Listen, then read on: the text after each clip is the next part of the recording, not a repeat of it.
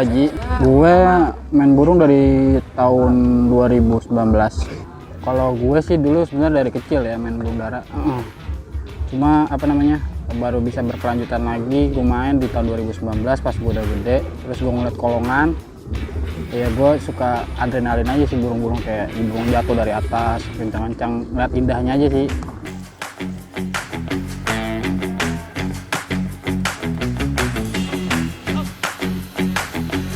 Kalau di gue sebenarnya di sini ada kayak gini, ada tim-timnya ya. Tapi kalau gue sendiri gue nggak ngikut tim atau gimana, gue sendiri aja. Kadang gue ngikut siapa aja, ngikutin orang kayak gitu. Ada gue main sendiri. Dulu gue ada timnya sebelum sekarang ya. Dulu gue ada bertiga gitu timnya. Tapi sekarang udah mecah kan, jadi udah masing-masing. Udah masing-masing. Berarti lu sekarang sendiri, Bang? Sendiri, gue main sendiri.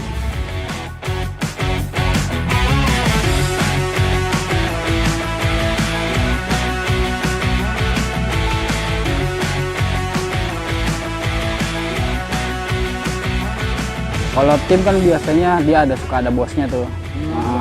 Dan sisanya itu pak joki-jokinya. Kalau gue kan sendiri tuh, gue yang punya burung sendiri, ngerawat sendiri, latih sendiri, lombain sendiri, duit sendiri.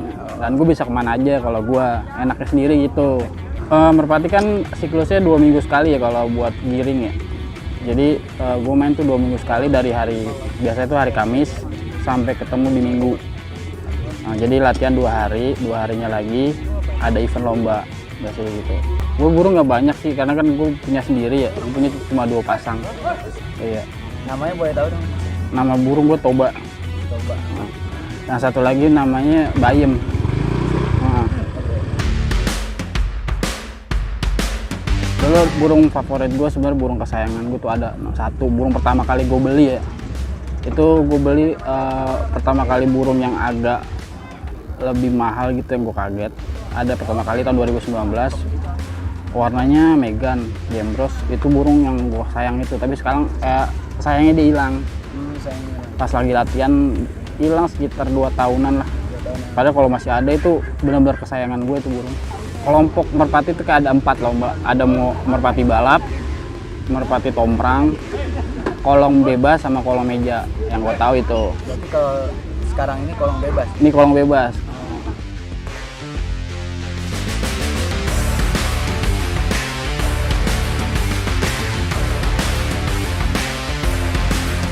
Ya, aturan main di lapak kolong bebas ya.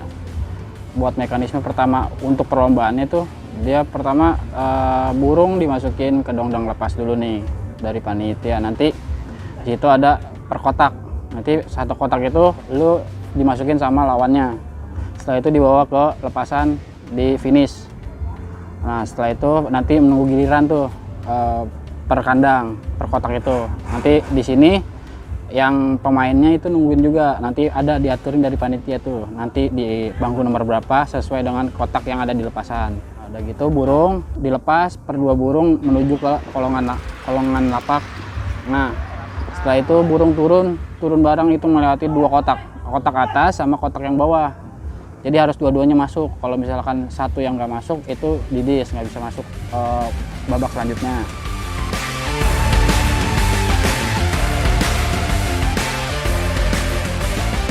Buat jarak lepasan itu dia minimal antara 700 sampai 1 kilo.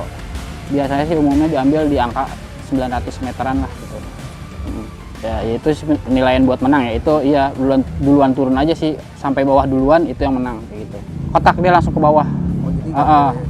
Jadi pertama kali buat nunggu fluid itu betina itu harus di belakang badan. Jadi nungguin fluid. Kalau fluid udah ditiup, nah itu boleh sama-sama buka geberan. Gitu. Jadi nanti kalau misalkan burung sudah sampai kolongan itu, jadi ada hak dari si wasit. Itu dia niupnya lihat dari situasional dari burung. Kalau burungnya udah yang namanya kalau di sini tuh minta itu namanya. Udah ngesen. Nah, itu burung harus dipluit. Sampai dekat tali kotak itu harus dipluit. Kayak gitu. Maupun burung 1 atau 2 itu harus dipluit kayak gitu.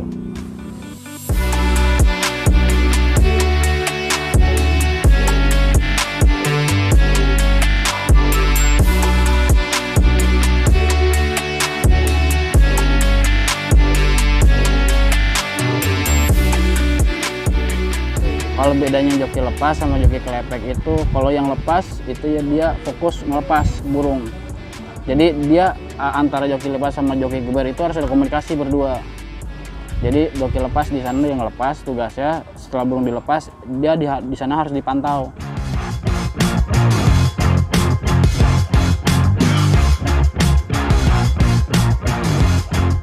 Kan di sini kan kita latihan barengan nih, banyak burung. Tapi gunanya komunikasi itu buat ngarahin tuh burung. Ini burung misalkan ada di kiri nih, burung di kiri gandeng rapat, misalkan gandeng rapat. Ya itu nanti udah sampai mana nih misalnya burungnya, pokoknya latihan patokan di misalkan patokannya di pohon apa namanya, kalau di sini pohon kering. Nah itu patokan di situ. Jadi ntar kalau udah kekunci nih, biasanya dari joki lepasnya udah bilang ya kunci, nah itu udah aman. Jadi bisa dilepas kayak gitu. Nah, joki kelepek itu ya kita ngelepek burung di sini. Setelah burung kepantau dari joki lepasnya udah ngelepas pantauan, ya itu tugas kita itu ngelepek burungnya ya sampai jatuh ke pateknya. Ya sebenarnya ya buat melindungi burung juga, buat kenyamanan burung. Soalnya kan di sini burung nggak sama rata cc turunnya. Jadi gaya turunnya ada yang kenceng-kenceng banget, itu buat menjaga itu biar kayak jatuh. Kalau beda kan, kita kayak lu aja jatuh di tempat tidur sama di tanah lagi kenceng-kencengnya, rasanya gimana gitu aja. Iya kan?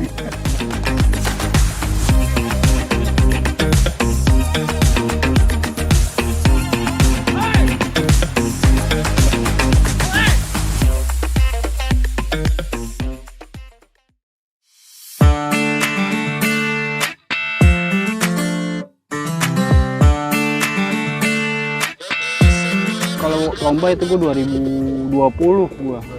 Tapi bukan di sini gue lomba pertama kali. Gue ada di daerah di Pondok Rajak, situ Cilduk. Di situ ada lapak juga. Nah, pertama kali gue lomba di situ. Selain di situ ada di R2 Cipondo. Iya. Sama di sini. Sama di Serengseng juga pernah. Ya pertama sih ya gue bagi-bagi teman-teman gue dulu yang ikut di event itu, yang gue kenal itu pasti gue bagi-bagi. Ya paling syukuran ya sama tambahin player lagi paling.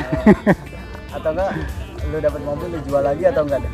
Atau kayaknya enggak, buat modal kawin aja kayaknya.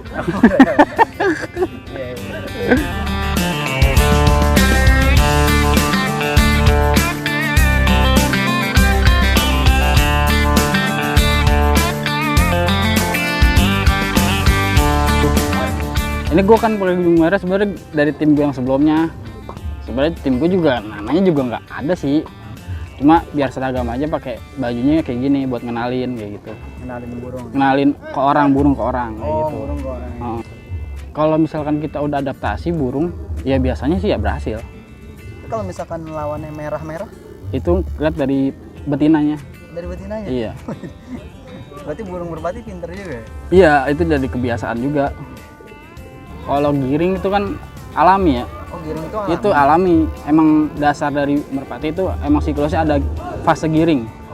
Iya, kayak gitu. Jadi bukan nggak tanpa latihan juga bisa? Ya tanpa latihan juga giring tetap. Kalau namanya burung itu, kita nih kalau telurnya dicabut, itu walaupun kita diemin gitu ya, tapi kita diemin dalam artian itu burung kawin atau gimana, itu nanti giring sendiri biasanya. Oh, oke. Yang udah siklusnya.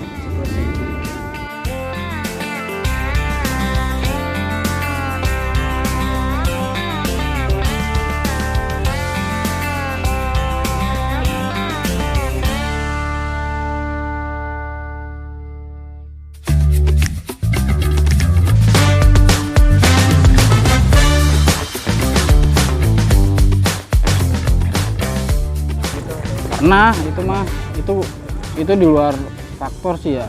Kadang juga dari misalkan kayak persiapannya kurang biasanya. Sama satu lagi balik lagi ke tenaga burung. Biasanya itu kayak gitu-gitu kita persiapin nih. Tenaga burungnya belum siap. Nah, pas hariannya kita lihat, kita evaluasi lagi.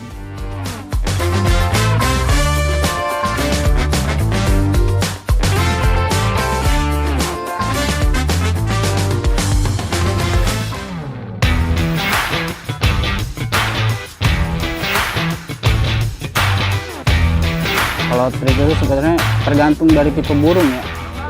Tipe burung. Tergantung nih, kalau lu punya tipe burung yang tinggi halus itu beda, penanganannya beda sama burung yang burung teknik. Iya, ada lagi beda. Jadi kalau ini jadi paling dari settingan jamu aja sih sama suplemennya. Itu jamu sama suplemen itu beda. Kalau jamu itu masih herbal, kalau suplemen itu kan udah masuk kayak kimia gitu. Ada yang gue beli, ada yang juga jamu gue sendiri bikin, ada.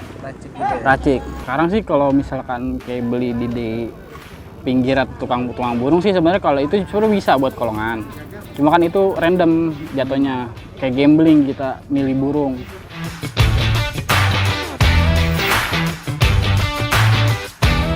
Biasanya sih kalau yang kenceng gitu faktor tenaga sih kalau kata gua.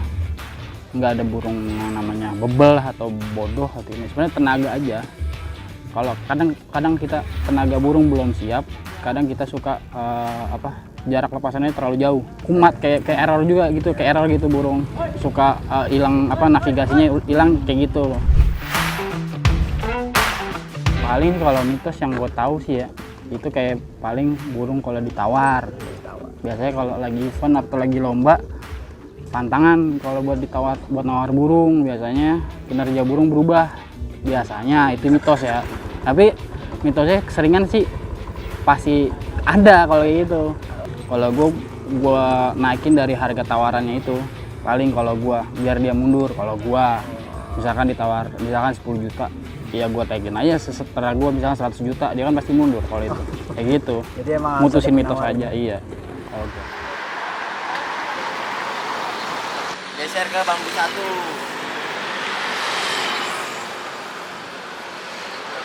Ya, sekepel burung sekepel. Geser lagi rumah putih. Kiri apa nih? Geser kanan, geser kanan, geser kanan. Ya, ini punya darmadi nih, tapi rapet banget. Ya, punya darmadi nih. Ke tengah. Naik. Ren. Kalau gue harapan gue sih ya, biar merpati kolong bebas atau kolong yang lain jenis-jenis merpati itu, gue pengennya sih ada kayak dukungan dari pemerintah atau apalah, dibikinin wadah yang lebih terstruktur lah, terus ngadain event itu yang banyak dan event yang gede-gede kayak gitu biasanya buat menarik minat. Pengennya sih gue pengen harapan gitu merpati kolong tuh merata di Indonesia kayak gitu, kalau bisa sampai internasional harapan gue, karena merpati kolong cuma ada di Indonesia, nggak ada di negara lain. Terakhir ada itu sampai Menko UMKM Pak Teten Mas Duki itu bikin acara kolongan ini, jadi event akbar Menteri UMKM itu ada di daerah Bandar Rumpin, Bogor. Itu event 200 juta. Itu yang ngadain itu pemerintah, Menteri UMKM. Waktu itu sempat ada kayak pemain Indonesia itu pemain kolong itu udah ngenalin di Thailand. Baru merambah ke sana, tapi kita belum tahu perkembangannya. Kayak gitu. Di Thailand. Iya.